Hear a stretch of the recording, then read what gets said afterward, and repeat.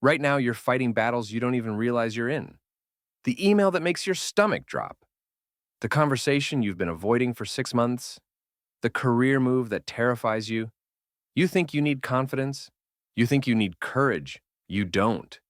You need what Musashi called the void, the mental space where outcomes don't control you anymore, where you can walk into any arena, any conflict, any uncertainty, and your heartbeat doesn't change.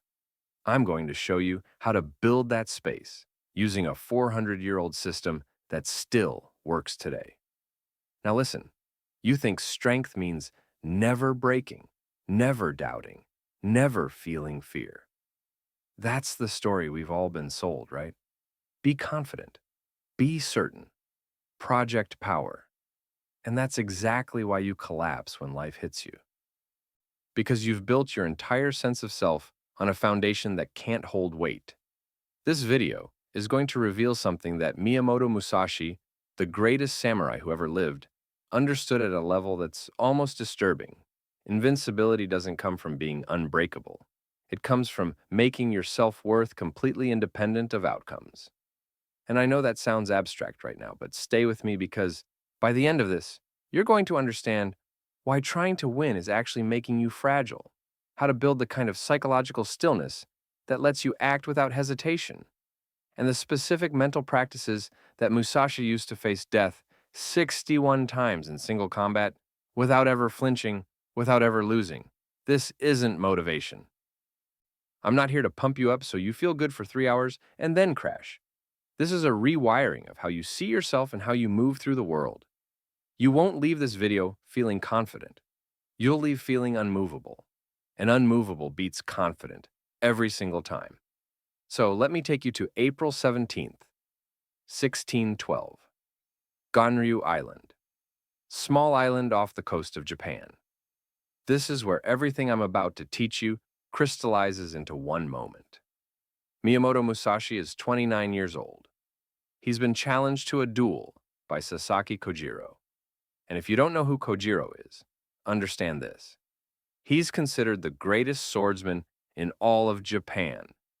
He has a technique called the swallow's tail, a strike so impossibly fast that it looks like the sword cuts twice at the same time.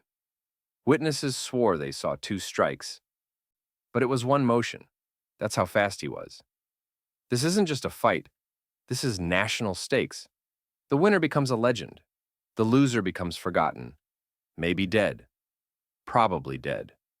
The duel is set for 8 in the morning. Kojiro arrives early. He's been preparing for this for months. He's visualized it. He's rehearsed every possible scenario. He's ready. 8 a.m. comes. No Musashi. 8:30. Still no Musashi. 9 a.m. Kojiro's pacing the beach now. His students are with him. He's trying to stay calm, but you can feel it, right? The fury building. The disrespect. The psychological pressure mounting with every minute. His cortisol levels are spiking. His mental rehearsal is spiraling from confidence into obsession into doubt. Where is he? Is he coming? Is this a trick? By the time it's 11 a.m., Kojiro is vibrating with rage and adrenaline and confusion. Then Musashi shows up, 3 hours late. And here's what's so important. He's disheveled. He looks like he just woke up. He's holding a wooden sword that he carved on the boat ride over from an oar. Not a steel katana. Not a legendary blade passed down through generations. A piece of wood he made that morning. And when Kojiro sees this, he's insulted beyond words. This is the ultimate disrespect. You're fighting the greatest swordsman in Japan with a stick you carved on a boat. But here's what everyone misses about this story. Here's what makes it so profound. Musashi wasn't playing mind games. He didn't show up late to throw Kojiro off balance because he had some clever strategic plan. He showed up late because the outcome didn't define him. He used a wooden sword because the weapon didn't define him. He appeared completely unbothered because he genuinely was unbothered.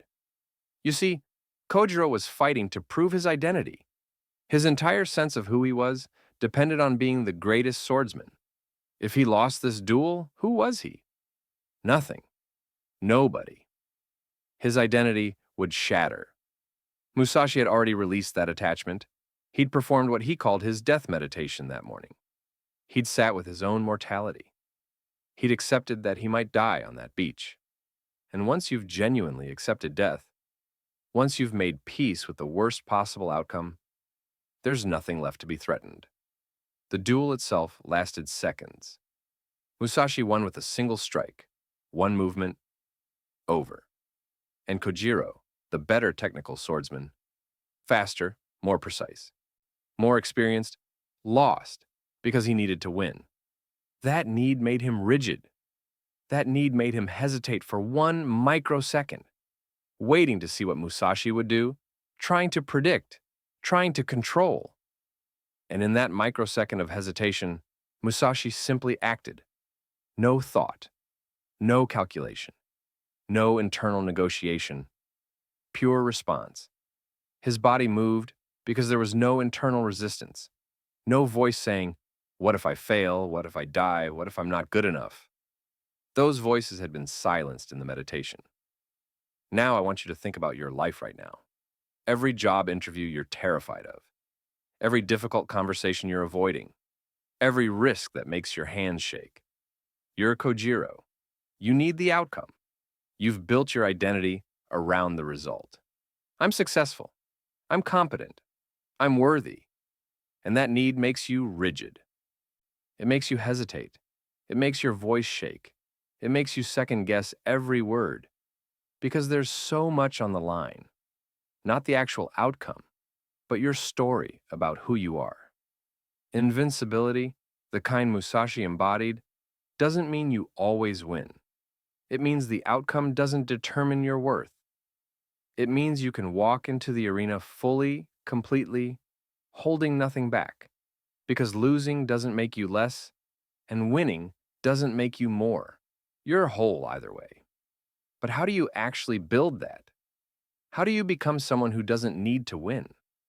That's what I want to show you next, because this is where it gets really interesting and really uncomfortable. After Ganryu Island, Musashi could have had everything.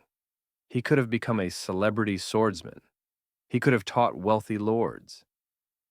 He could have lived in luxury and comfort for the rest of his life. Instead, he disappeared. People thought he'd gone insane. He went into caves for years. And what was he doing in those caves?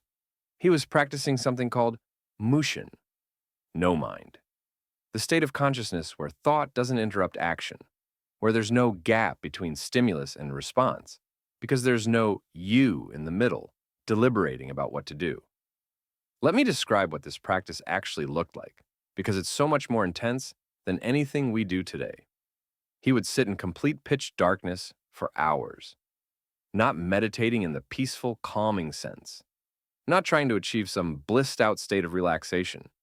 He was wrestling with every fear, every identity, every story about who Miyamoto Musashi was supposed to be. He was deconstructing himself. Every time his mind said, "I am a great swordsman," he would question it. What if I'm not? What if that's just a story? What happens to me if I lose that story? Every time fear arose, and it arose constantly, he would lean into it instead of away from it. What if I die tomorrow? What if everything I've built means nothing? What if I'm forgotten? He practiced psychological death so that physical death would lose its power over him. And here's the paradox that's going to break your brain if you really let it in. Musashi wasn't building confidence. He was destroying certainty. Do you see the difference? Most people, most self-help, most personal development is about adding layers. Get more skills, get more credentials, get more evidence that you're valuable. Build yourself up. Stack achievements. Prove your worth.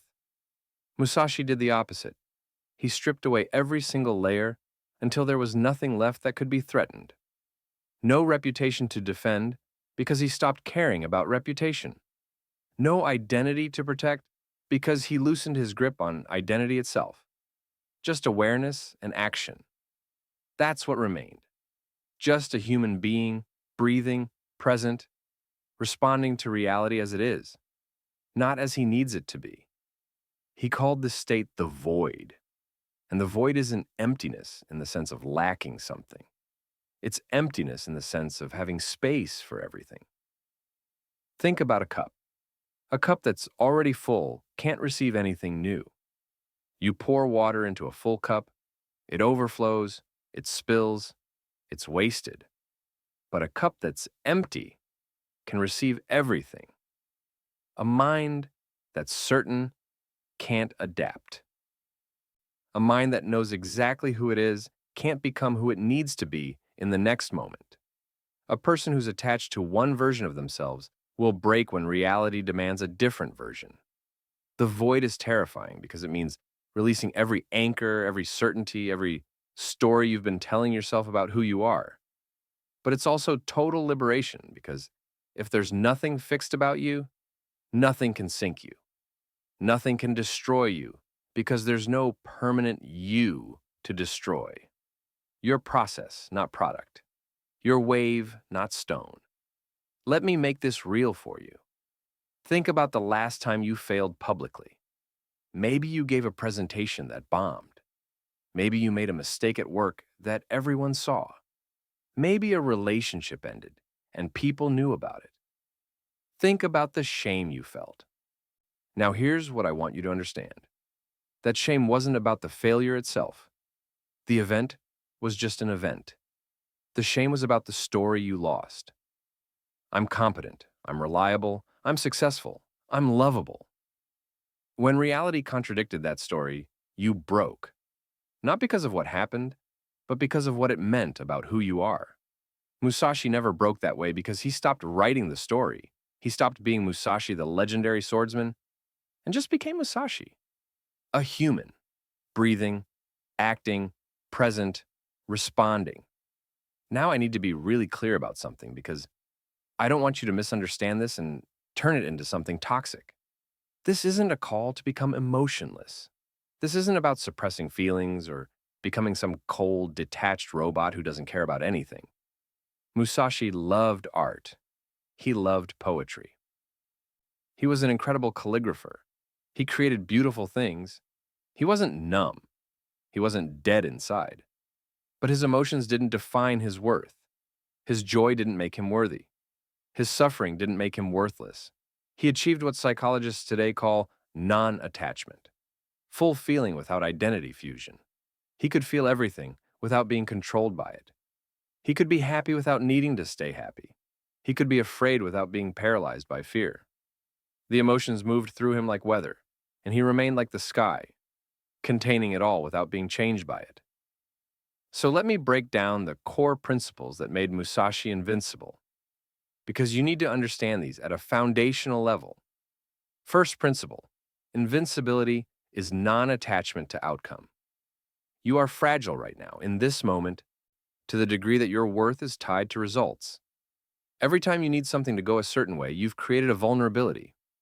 Every time you say, "I'll be okay if this works out," you've given your power to circumstances outside your control. Musashi's power came from completely separating action from identity.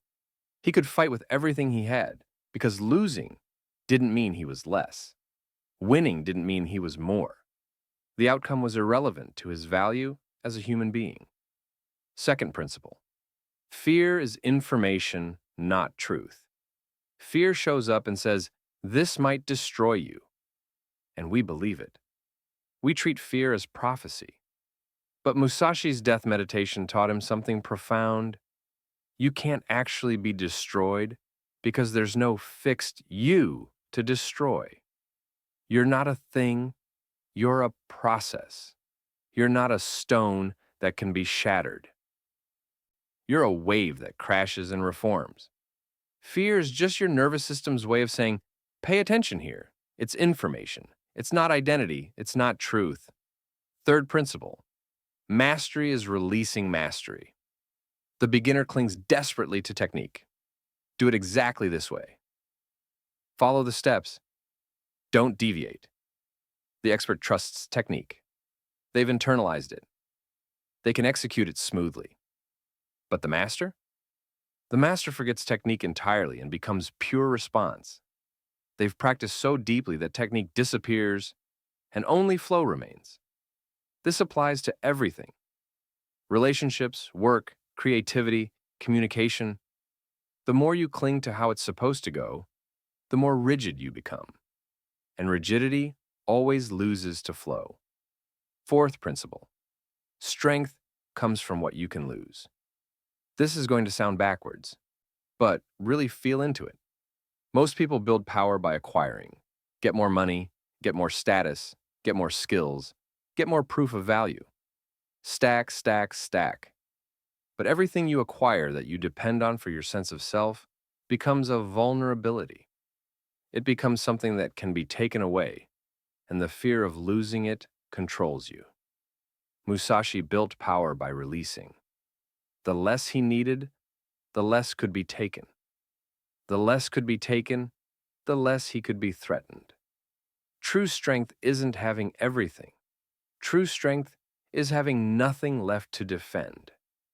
And here's the paradox at the center of all of this. Becoming invincible requires accepting that you're already defeated. Becoming unshakable requires admitting you're already broken. The fight ends when you stop fighting yourself. Now let me give you 3 practices. 3 things you can start doing today that will begin to build this kind of presence, this kind of inner stillness that Musashi embodied. Practice 1, morning death meditation. 5 minutes, that's all. Set a timer. Sit quietly. And I want you to imagine, not morbidly but factually, that today is your last day alive. You won't wake up tomorrow. This is it. And from that space, I want you to ask, what would still matter? What arguments would I let go of? What risks would I take if I knew I was dying tonight? What would I say to the people I love? What petty concerns would I release? Feel the liberation that comes with impermanence. Feel how much lighter you become when you stop clinging to outcomes. Then stand up and live from that space. Carry that awareness with you. Do this every single morning until outcomes begin to lose their grip on your sense of self. Practice 2, identity interrogation. Get a piece of paper. Write down 3 statements that define who you are. I am successful. I am a good parent. I am creative. Whatever they are. Then, underneath each one, write this question: what if I'm not? And sit with the discomfort. Don't rush to answer. Don't defend. Don't rationalize. Just feel what it's like to not know who you are. You're not destroying your identity.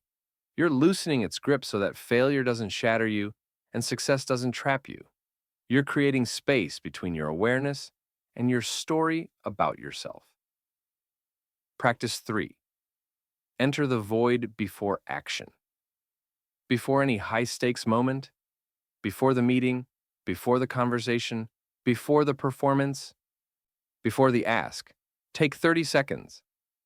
Close your eyes. Release the outcome completely.